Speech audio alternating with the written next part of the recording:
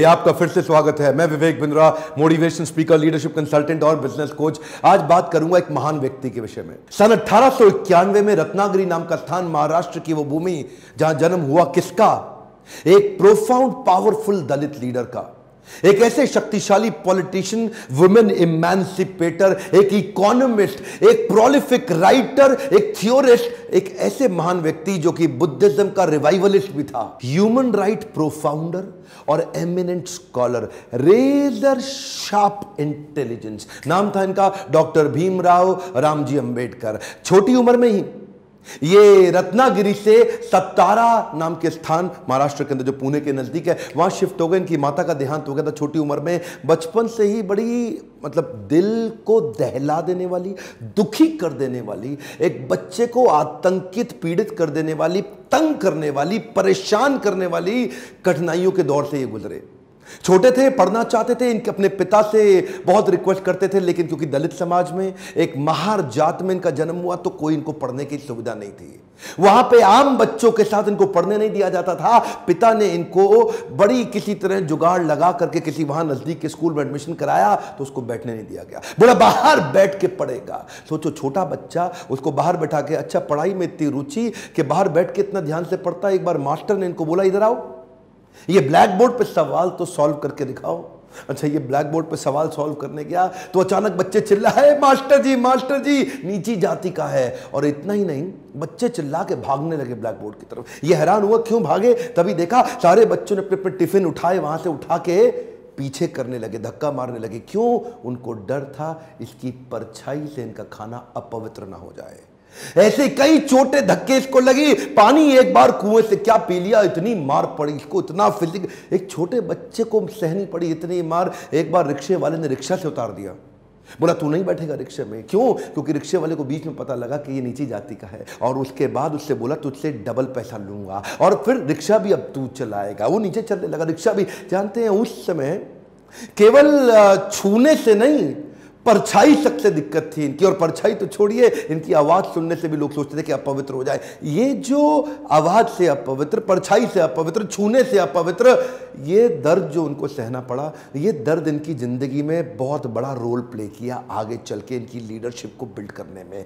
जानते हैं, संस्कृत नहीं पढ़ाई जा रही थी। बोलते संस्कृत तो ब्राह्मणों के पढ़ने के लिए, तेरे पढ़ने के लिए तो है नहीं, स्कूल से निकाल दिया जाता। तो सायाजी महाराज गायकवाड़ नाम के एक राजा वहीं हुआ करते थे, जिन्होंने इसकी तकलीफ को समझा और वो इनकी तकलीफों को पहचानते थे। बहरहाल इनकी पढ़ने की इतनी इच्छा को देख के उन्होंने इसको स्पॉन्सर किया, स्कॉलरशिप दी, ताकि ये जाके वेस्ट में लंबी पढ़ाई कर सकें। देखिए, ध्यान दीजिए, बात आज की नहीं है, बात 110 साल पुरानी है। 1908, 1909, उस समय एक कौन, सबसे निचले पायदान से उठा हुआ महार जात का लड़का जाकर के इंटर करके आया इंग्लिश में मुंबई से। उसके बाद वही बीए करी, पॉलिटिकल साइंस और इकोनॉमिक्स में। रुका नहीं, तुम मुझको यहां नहीं पढ़ने दोगे, मैं जाऊंगा दुनिया की बेस्ट यूनिवर्सिटी में, रोक के तो दिखाओ। और वही स्कॉलरशिप लेकर के निकल गया न्यूयॉर्क, कोलंबिया यूनिवर्सिटी जाकर के उसने पहले तो एमए करी, पॉलिटिकल साइंस, इकोनॉमिक्स, हिस्ट्री और सोशियोलॉजी में। उसके बाद पीएचडी करने निकला। यहां नहीं रुका,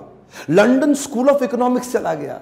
लंदन स्कूल ऑफ इकोनॉमिक्स जाके वहां एमएससी किया, उसके बाद लॉ की पढ़ाई किया, फिर उसके बाद डॉक्टरेट किया, किताब के ऊपर अपनी थीसिस लिखी। ये वही किताब थी जिसके ऊपर आगे जाकर के रिजर्व बैंक ऑफ इंडिया को बनाया गया। महाराजा और बड़ौदा से उनका प्रेम इतना था ना, वो जो सायाजी गायकवाड़ जिन्होंने इनको स्कॉलरशिप दिया था, पढ़ने में इनकी मदद करी थी, दुनिया भर में पढ़ के उनका प्रेम भूले नहीं, वापस उनके पास आ गए। बोला आप दुनिया भर में पढ़ के आए हूं, आपकी सेवा में आना चाहता हूं। तो उनको मिलिट्री सेक्रेटरी की नौकरी दे दी गई, और उस समय ये नौकरी बड़ी मानी जाती थी। अब ये बड़ी पदवी पे तो आ गए थे, लेकिन वो छुआछूत ने इनका पीछा थोड़ी छोड़ा। वहां भी जो सरकारी पियोन होता था ना, वो उनको फाइल दूर से फेंक के दिया करता था। बोला तू नीच जात का है, आज गद्दी पे बैठ गया तो क्या, दूर से फाइल फेंकते थे, उसके पास नहीं जाते थे। उनको खाने के लिए बोलते थे बाहर जाके खा। आज भी वो कुएं से पानी नहीं पी सकते थे, इतनी एग्जॉल्टेड पोजीशन पे। बाबा साहब अंबेडकर की तकलीफों का सिलसिला थमा थोड़े ही। अभी तो रमाबाई जिनसे उनका विवाह हुआ था, उनके साथ उनकी 5 संतानें हुई, लेकिन 4 संतानें एक के बाद एक इलाज की सुविधा ठीक से ना मिल पाने के कारण उनके जीवन से चलती चली गई। 4 बच्चों का देहांत हुआ, एक बच्चा बचा, लेकिन पत्नी भी आगे चल के लंबा साथ नहीं दे पाई, वो भी लंबी बीमारी के चलते उनका भी देहांत हो गया। बाबा साहब अंबेडकर, जो अब इस समय कोई भी आदमी टूट सकता था, जिसका अपना स्वाभिमान ही खत्म हो जाए, लेकिन ये क्या किए, ये साथ साथ अपने देश के लिए लड़ते रहे और घर की तकलीफों से अपने आप को रुकने नहीं दिया। सत्याग्रह पे निकल गए। 1927 के इस महान सत्याग्रह में ये जिद पे अड़ गए कि सब दलितों को कुएं से पानी पीने का अधिकार दिला के रहूंगा। सार्वजनिक स्थान है, किसी का प्राइवेट नहीं है, जो सरकारी स्थान है, वहां पे एक इंसान दूसरे के साथ पानी क्यों ना पी सके। देखिए गलत तो एक्चुअली हो रहा था। जो दलित औरतें थी ना, उनको साड़ी भी पहनने का, पांव को ढक के उठा के साड़ी पहननी पड़ती थी। इन्होंने पहली बार अधिकार दिलाया, पूरी नीचे तक आम औरतों की तरह पांव को ढक के साड़ी पहनने का अधिकार। उसके बाद बोले कम्युनल इलेक्टोरेट की मांग कर दी इन्होंने। कम्युनल इलेक्टोरेट में ये चाहते थे कि कम्युनिटी के आधार पे हमारी वोटिंग की सुविधा अलग हो। उसमें थोड़ा गांधी जी अड़ गए, क्योंकि गांधी जी जानते थे कि ये अंग्रेज लोग मिल करके हमारी सारी जातियों को तोड़ के अलग कराना चाहते। गांधी जी ने इनको समझाया। देखो क्या बोले अंबेडकर जी, मैं आपको रिजर्वेशन दिला दूंगा, मैं आपको बाकी सब मदद करूंगा, सब करूंगा, लेकिन अलग नहीं करते। अब जातियों के आधार पर अगर देश को अलग किया तो मुझे स्वतंत्रता नहीं मिल पाएगी, मैं अंग्रेजों से लड़ नहीं पाऊंगा, मेरे साथ खड़े होकर मेरी ताकत बनो। वो जब अंबेडकर नहीं माने तो गांधी जी ने फिर उनको रिक्वेस्ट की और उसके बाद अनशन पे बैठ गए गांधी जी। बहरहाल अंबेडकर उस समय उनके सामने बड़ी दुविधा आ गई। वो सोचे एक तरफ मेरी अपनी जाति के लोग, मैं उनकी मदद करूं, और एक तरफ देश में आंदोलन लड़ रहे हैं गांधी, उनका जीवन, इनके जीवन का त्याग ना हो जाए, कहीं ऐसा जीवन ना खत्म हो जाए। उन्होंने गांधी जी को समझाया, बोला ठीक है आप अपना अनशन छोड़िए। पूना पैक्ट वहां साइन किया गया, और पूना पैक्ट जब साइन किया उस समय इन्होंने रिजर्वेशन तो कम से कम कंट्रोल में कर लिया। The evolution of provincial finance in British India नाम की इनकी किताब, द प्रॉब्लम ऑफ रूपी नाम की ये 2 किताबें, जिसके आधार पे आरबीआई की स्थापना हुई।